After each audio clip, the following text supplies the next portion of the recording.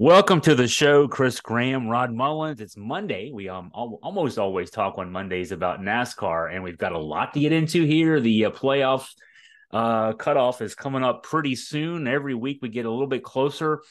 The story from our race in Indy, the Brickyard 200, the road course race there at Indy. Michael McDowell wins his way into the playoff field, and man, Chase Elliott was so close, but he's Yep. still on the outside looking in right now. A lot of guys on the outside looking in who were in the running yesterday. Rod, man, Michael McDowell comes out with the win. What a huge win for him and his team. He dominates. I mean, he just literally dominated yesterday is what he did. And I think a lot of people knew coming into this that Michael McDowell had the races or had the experience, so to speak, being able to compete in the sport. But yesterday was one of those that just stood out more than anything else in his road course experience. At one time he wanted to be an open wheel driver, and it just wasn't in the cards. And some people might say, well, he doesn't need to be in NASCAR. Well, guess what? He's in NASCAR and he's won two big races. He's won the Daytona 500, and now he's won the racing mecca, as he calls it, the Indianapolis Motor Speedway.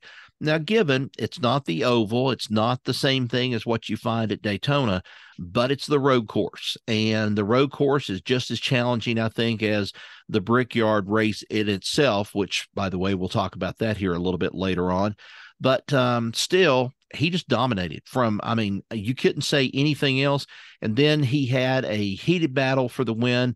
You had Chase Elliott, Daniel Suarez, who were finishing second and third. I mean, he led a race high 54 laps and won stage one. They didn't stop in between. It was one of those where he just they kept the race going, which I liked it. I really liked that. I would love to see them bring it back now maybe to the ovals and just say, okay, stage one, you've got a points winner and stuff. But I'm sure that some of the teams will probably say, no, let's have that break and stuff to where we can tend to the car, we can do some things and take care of it. So McDowell won the first stage, Denny Hamlin won the second. Really, at that point, Denny Hamlin was not much of a factor in this race, but the one I think everybody was talking about, they were talking about one, the Japanese driver, Kobayashi, who came into this. He kind of stayed clean, but he stayed in the back. I don't know if he was just a little bit overwhelmed by this or he just did not have the good car. But Shane Van Gisbergen, that's the one I'm trying to pronounce over and over. It changes like every week. But Shane Van Gisbergen, he completed the top 10. And this was his first road course race at Indianapolis. He raced on Friday night, I think, in the Truck Series at over at Indianapolis Raceway Park, and he did quite well. But the talk was, well, it brought him back to earth, or at least we see a human part of Shane Van Gisbergen that some of these people have said all along is going to happen to him. And he was in contention. He was up in the top 10, top 15, top 20 most of the day. But he started to get hot toward the end of the race. And I think that's what put him up into the top 10. But I'm telling you, you go from this race now moving to Watkins Glen next week in New York. It's do or die for some of these teams right now. And people have reason to be worried. And I've said this. I said this all along. Kevin Harvick hasn't won a race. Kevin Harvick is dropping in the points. Even though he finishes, he still is not up there enough with all the other guys that are making progress or have made previous race progress.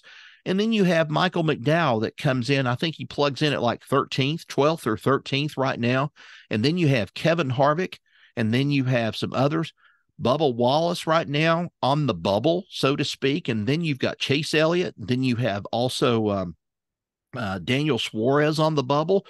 I mean, anything can happen in these next two races. And, I know give the edge to him in one sense. You think, well, he's won at Watkins Glen before. Chase Elliott has. But you know what? The surprising stat that came up, that the road courses, he has not won on a road course since this changeover to the next generation car. That's what shocked me. I was really surprised with that. I thought, oh, there's got to be something. But no, since he made this change over to the next generation car, Nope, he's not won a road race since. And so you're kind of asking the question, do they still have what they need to maybe get them across the finish line and get that final one or two spots, get in that final two spots before the playoffs? Yeah, I'm looking at the standings now. McDowell in the playoff standings will be 12th, so he jumped way up there, obviously. Yeah. So the guys who don't have a win, who are in the in that area of the cut line, Mm-hmm. Kevin Harvick right now in 13th, 677 points, just no wins. Right. Brad Keselowski, 675 That's points, no the other. wins. I mean, Mm-hmm. they got a lot of points, just haven't gotten any wins. And then Bubba Wallace is right on the line right now. He is Mm-hmm. 16th as of when we're speaking at 560. Daniel Suarez is 17th, 532. Ty Gibbs is 18th at 511. Chase Elliott's moved up. He and Alex Bowman are both in 19th at 480. Yeah, I mean, any of those guys gets a win. Obviously, they punch their ticket. And if someone like a Michael McDowell sneaks in behind them, yeah, they're on the, some of those guys are going to be on the outside looking in. So, those are some big names to be left still fighting for their playoff lives here with a couple races to go. Oh yeah, and I've said this. I said this. I think last season. I've even said it. I think in the previous seasons we've been on the podcast. All it takes is for one guy out of nowhere, and especially when they did this next generation changeover, and you started seeing these less competitive teams, or what you would think being in contention for wins and being able to pull off a win and then go into the playoffs. There's a lot of people left scratching their heads saying, how is this possible? Well, folks, it's just the way that the point system is set up. If you can go, if you can run really effective, like what McDowell did yesterday, and then he wins a stage, he goes and he wins the race, those are points. Those are going to put you in the lead where you need to be at. Denny Hamlin needed, of course, he's kind of, set where he's at, but still, he needs those points to kind of solidify him in his position. That's the same thing I'm trying to get across about Kevin Harvick. Kevin Harvick and Brad Keselowski. Keselowski's had, a tremendous turnaround year with Chris Buescher, and then also with him running now in the top 15, top 16 right now. But here's the situation. One win next week or at Daytona, and they have a bad performance, they're gone. I mean, that's as simple as it's going to be.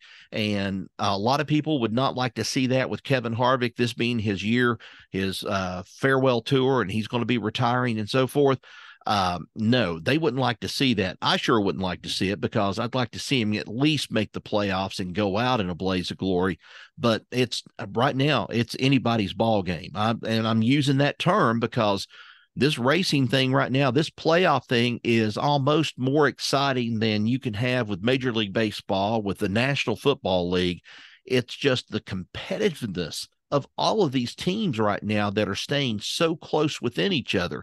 That's where the tale is told in the stats. William Byron failed. His team failed 3 inspections. The guy who's right now second in the points had to start from the back of the field. Man, I mean, failing 1 inspection, whatever else, 3 inspections. That's not a good weekend for the team. No, it's not. That's not a good sign. And he still managed to finish with a 14th place finish at the Brickyard.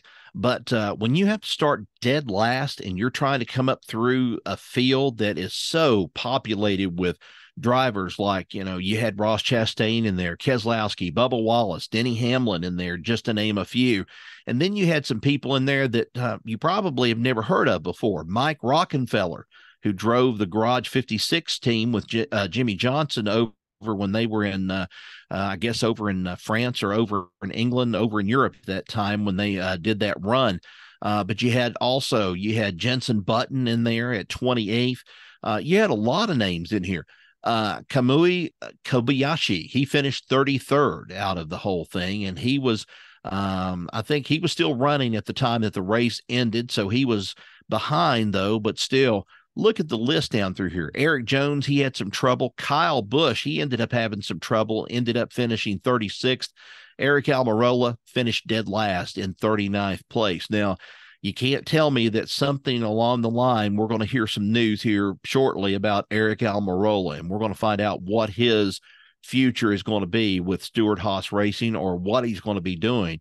I think he's going to retire. I think he's just going to go ahead and he's going to have the farewell tour, because they know right now there's no sponsorship coming up from Smithfield or anybody else. So they're going to have to make do. And he's one of the cogs that steps out, and that's going to be where somebody else is going to step in for Stewart-Haas Racing. You mentioned Mike Rockenfeller. He's the two-time Le Mans winner, and he was in the car this weekend for Noah Gragson for Legacy Motor Club. And Gragson news, he made some news late last week. He asked for his release from Legacy Motor Club so he can begin working towards reinstatement. Man, that's for a guy we were talking about a few weeks ago who was looking for his next ride next year. He's back to square one. Yeah, he is. He's back to square one. And I kind of gave a little bit of a prediction. I said that if he did not get a ride on the Cup Series, which he's talented, if he did not get a ride on the Cup Series, I see him going back to junior motorsports. If he can go and meet this sensitivity training or whatever it is that NASCAR is going to put in front of him, he's going to have to complete that. But I've already started hearing this rumble. I saw a headline this afternoon on, of all places, Newsmax, and Newsmax has already started this thing of saying we're going to start boycotting NASCAR, or the fans are going to start boycotting NASCAR over this whole thing. Folks, I'm telling you, he liked it. He liked this meme. It may have been in poor taste. I haven't seen it. I don't know. I don't know what he's talking about or what they're talking about with it, but you got to be careful what you click on. I'm sorry to have to say it that way. Noah Gragson has admitted, yeah, I probably didn't go about it the right way. And so now he's looking forward to trying to get back into the sport again. If he goes through the sensitivity training and things that he's supposed to, I think he'll be okay. But where he's going to land, that remains to be seen. I just don't know where he's going to end up showing up. But, you're kind of like a lame duck. You're sitting there for the rest of the season, and you don't have a ride because NASCAR's kind of banned you from the ride. So what do? Well, you go through the training or whatever it is, and then hope you come out on the other end saying, hey, look, somebody's going to give me a look-see here and pick me up and put me in a driver's seat. And I hope that's what they do. Noah Gragson's had a lot of things that's happened, especially in his family's life. I think his dad was responsible back a couple of years ago. I think an incident involved, he ran over somebody and killed them out in Las Vegas. He was drinking, if I'm not mistaken. That family's gone through a lot. Gragson getting on top and getting to the Cup Series is a great story in itself. But this thing on just that meme and agreeing or liking that meme, I think that was maybe to some degree too much. But NASCAR has just proven to everybody they're not going to tolerate it. They're not going to put up with it whatsoever. And they've got to put their foot down. And so there he is. He's a lame duck and he has no other place to go. Just release me from my ride till I can start looking for next year. I'll get this sensitivity training done. I'll be out of here. Speaking of another guy who went through that a couple of years ago, Kyle Larson, he's made a great comeback, and news with him this week, with the series in Indy for the Brickyard 200 race. He's talking about next year. He wants to do the double. He wants to do the Indy 500, Coca-Cola 600 double next May. So I don't know if we had anybody do that in the last few years, but that'd be interesting to watch again, to see somebody try to do that back to back. It's been a while since somebody did this. And I think I'm wanting to say Kurt Busch may have been the last person to do this, but for him to step into this and give it a shot, hey, I'm more than willing to see him. I think they said when they unveiled the cars, what they were going to look like, that what they'll be running at the Coca-Cola 600, and also what he'll be running on the Indianapolis 500. They have HendrickCars.com on there for sponsorship. So that was big. They brought out that car, that IndyCar race car that he's going to be racing at Indianapolis that day. He's looking forward to it. And I think somebody was quoted as saying that, you know what, we might very well see him win. Who knows what could happen, because he gets behind in the driver's seat and gets behind the steering wheel, and he just about dominates when he goes to a dirt track or anything. What was it, $185,000, something of a big purse at Knoxville the other night, in the Knoxville races they had there for dirt, open wheel there. They go around the sprint cars. Oh my gosh. I mean, it just seems like every time he gets in that driver's seat, he's poised every time he's ready. Had a little bit of a rough go of it this season so far, off and on, but man, he's not missing a step when it comes to that. He's probably a sure bet. If he can get some training time in, he could be a threat at the Indianapolis 500. I found a list here of guys who've done it. John Andretti did it. He was the first one to do it in 1994. Let's see. Robbie Gordon tried it 4 times. He completed it twice. 2 other times, rain delays. One rain delay at Indy made him late to Charlotte. The other rain delay, he left Indy early to get to Charlotte. So Tony Stewart actually did it and was probably the most successful. He was in the top 10 in both races both times. Man, yeah. And then Kurt Busch was 6th in Indy and 40th in the Coca-Cola 600 2014. So he is the last guy. And I found a quote from Tony Stewart. He said about how tough it is. He said, it's way more physically demanding than you think it's going to be. The first time you do it, you think, okay, it's just racing. Give me some lunch on a plane. I'll be all right. And then he says, when you do it, it's like, no, get me a doctor and some damn IV bags and whatever. That's exactly right.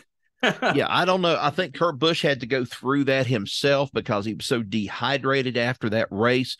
I think they got him on the jet. They hustled down to Charlotte. They had him plugged up with IVs for, everything to where they could get him going. And he was still wore out by the time that, he got through the Coca-Cola 600 race. But it's rough. It's just a rough thing. And I don't know why anybody wants to do it except for, I guess, that prestige of capturing the moment where you want to kiss the bricks, sort of like what McDowell did yesterday, and Dale Jarrett kind of started that tradition in NASCAR of going and kissing the bricks.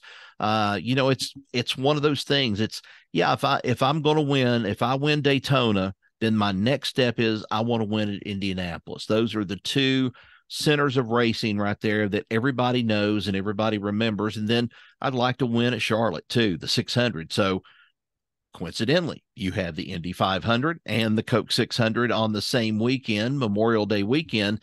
Why not try it and see what you can do? That's, I think, what Larson's going to see if he can possibly do the double, if you want to call it that, and see how it works and see if he's game for it, if he can hold out and win either or race.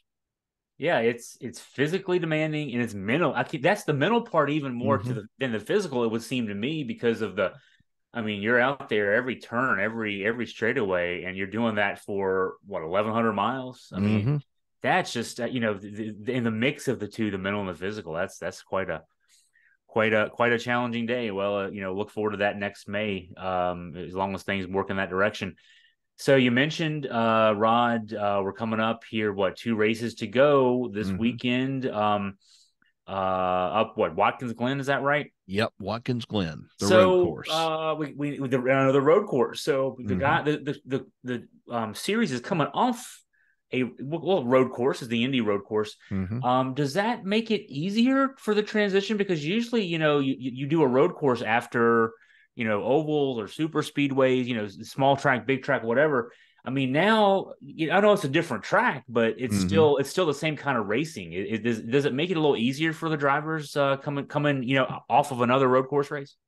For some, it may do it, but the turns and everything at Indy are completely different than what they are at Watkins Glen. So they're going to have to adapt to a whole new setup. I mean, you turn left, but I forget yesterday, I think during the coverage on NBC, Steve Letarte was mentioning about how many right turns you have to make at the Indy road course. And it's a little bit more than maybe some of the left-hand turns or some of the ways that you have to get into the turns at Watkins Glen.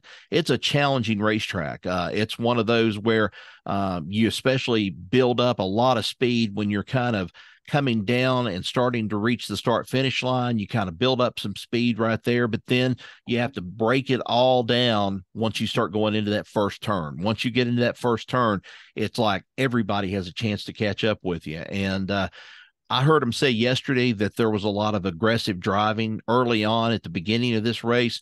You can just bet there's going to be a lot more aggressive driving this coming weekend at Watkins Glen, and there will probably be even more aggressive driving by the time they get to Daytona because, like we said earlier to start the podcast, we are looking at 2 three potential spots right there that could go either way. They could either go in the hands of some people right now if they have some good races and win some points at the end of the stage. They could be in it, and then again, by the time it's all shaken out, you could have some changes by the time we get to Daytona, and even bigger changes by the time they go on into Darlington, which will be on Labor Day weekend. That's the first race of the playoffs, and once it's shaken up, we're going to see it. It's not going to be stirred either. It's going to be shaken up, is what it's going to be.